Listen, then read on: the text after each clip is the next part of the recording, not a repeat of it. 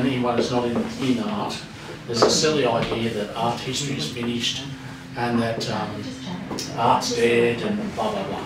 Well, one of the things that this does is it says that all these arguments are for art's finished because of these very clever philosophical reasons, which we won't go into.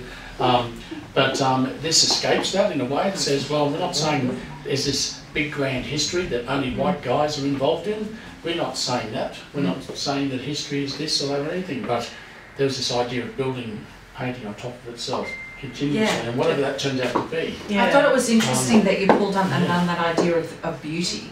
Yeah. And then it's like, well, no one ever spoke about non-beauty or just an agreeable kind of... Yeah, they always did the anti-aesthetic, ugly. Yeah. Artists came out and said, oh, all this beauty and stuff, all these people who are doing this delicate little thing, they all attacked them, didn't they? But the agreeable is this this idea of something that's just pleasing to your eye. You're not making any grand statements about art or about everybody should like my taste. I'm an expert. You're all ignorant. You don't know what you're doing. If you don't like what I like, then you're obviously a fool. And I think that's the problem with you were saying, Tan. How do we? When I wrote that little blurb I did, wherever it is, Tan was saying, make it, understandable for people. Don't make it sort of, philosophically heavy and all that.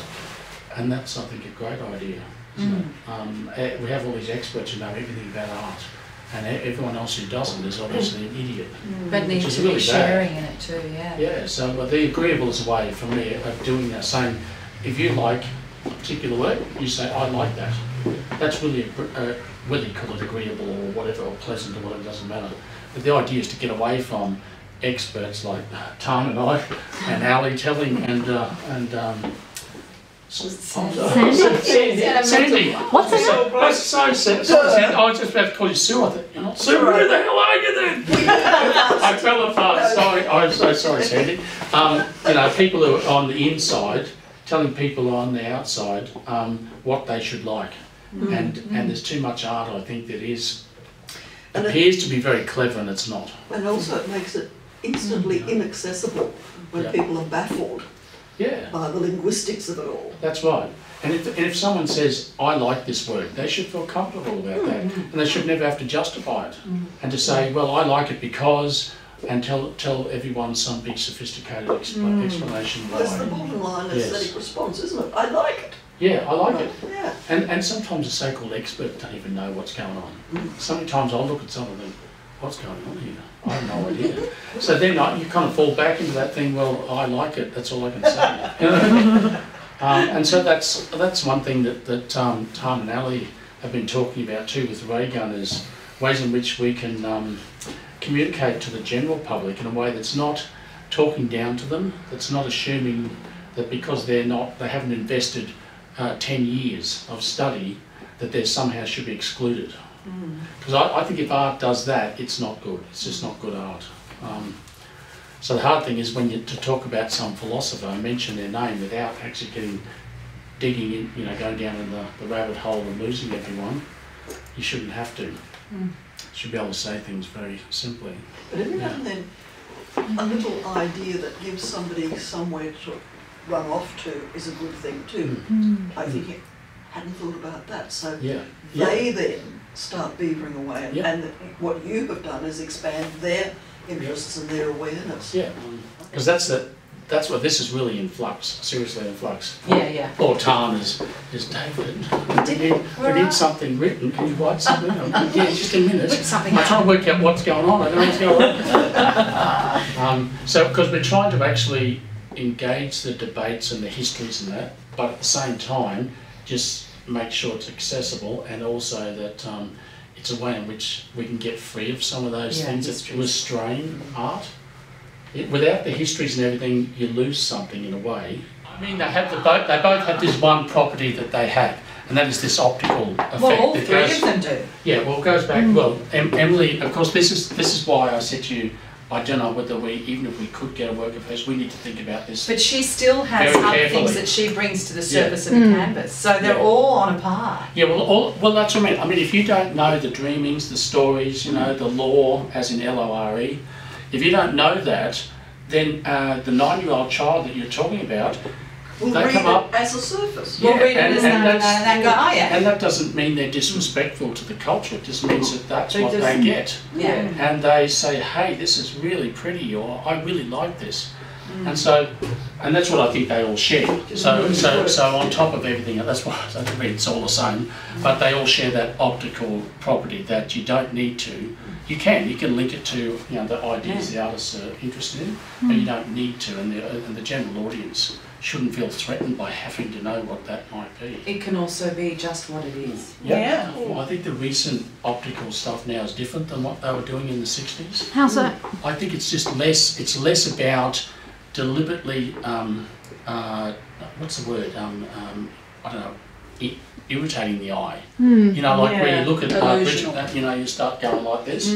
This work is optical's definitely about the eye, but it's not trying to do that actual Illusion. messing with your eye. I think.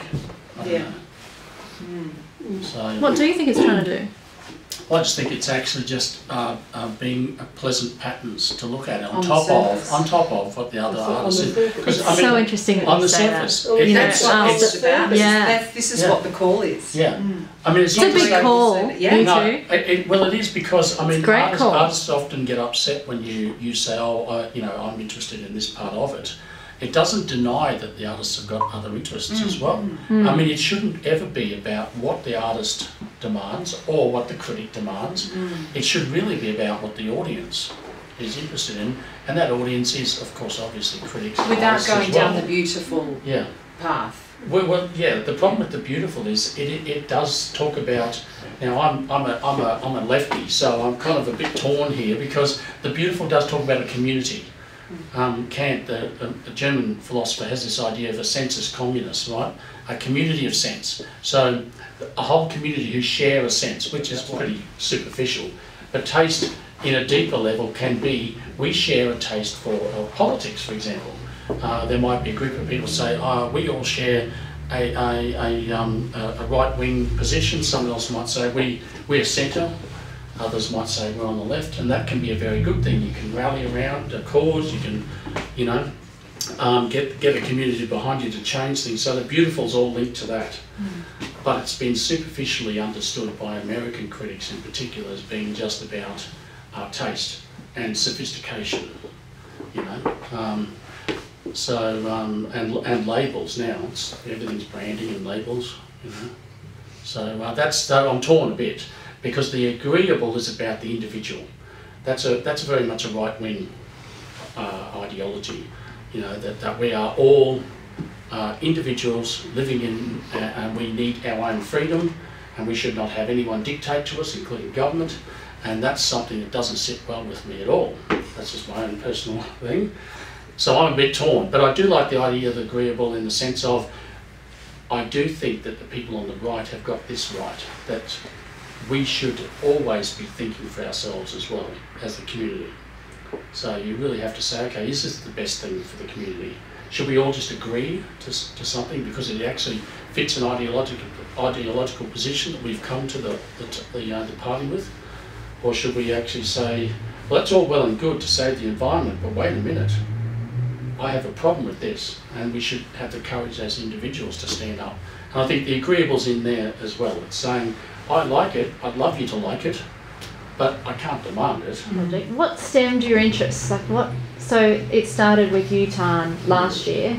You went down to Sydney and did the first one. Edition of Painting on Top of Itself. So it's really about, at that stage I was looking at the history of painting. I guess kind of non-objective, like modernist painting really, painting in the 20th century. And into the 21st, and so what that meant for painting. And so that title left itself open to thinking about history and also thinking about literally layering.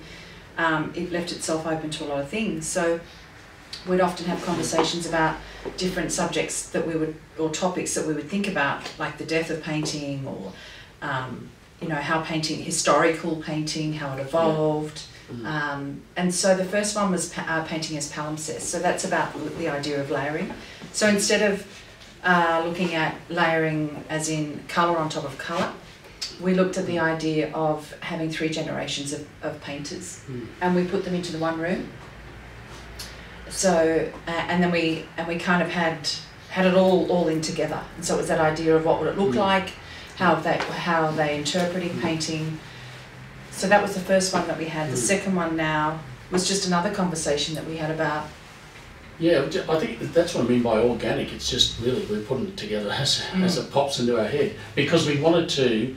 I mean, as a result of Tan's title, my thought was to actually just see how we pile it up again. Let's just see what happens when we do this, and then we go, okay, let's look at it. Oh, it's interesting because it started off with the topics like the death of painting and iron and all those things that had happened and have already been so discussed and debated and churned out and painted about. And so now we're kind of like almost only leaving a shadow of that now and moving well beyond them, but referencing them. And we can't do this without looking back. Who knows whether this will just completely, the stuff we stack on top of each other, who knows, it'll probably all just you make a book collapse. Something but I think think that usually when you write a book, you go to a publisher and you research them, you find out what they want, you find out what the market wants. That's how other people do it. Well, we're not doing it that way. You find out all this stuff, you do all your research then, and then you make sure you write an abstract for them that is exactly, sometimes I'll say we want a chapter or whatever it is, and you write it exactly so they'll say yes. Well, we're going to do this and just hope. Fingers crossed. I go, what is this crazy nonsense? So is this the third one? Second. Yeah, Okay. 3 years to go. 3 topics to go. Okay. And each one of these then will be expanded. This one here gets that little blurb of mine. I write a bigger thing for that, send it to Tan to edit it and make suggestions. Responds. Then after we've done all that. Dialogue in a way. Yes. Very much. Which is really good. Well, that's right too. I know that writers have worked with writers, critics, historians, whatever, have worked with curators and that before, but I can't think of any, except for a single exhibition. We're going to collaborate on a single exhibition. I can't think of anyone where they've done that over a 5-year period, saying we're going to have a book, I'm going to collaborate on the writing and the exhibition, and we're just going to hope something comes of it at the end. And you see, this is part of it.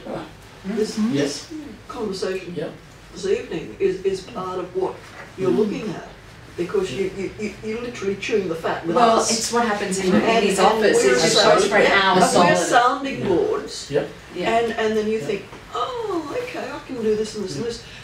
But it's all fertile, isn't it, really? It should be. It should be. Sure. Because if we can't talk to people about it, then it's probably not going to work, or not going to work for us. It's kind of a way for us to slow each other down and look at it, because you and I could talk for an hour and people would be in the room and not have any idea what we're really saying. But this way it makes us sort of slow down and look at it and pull it apart.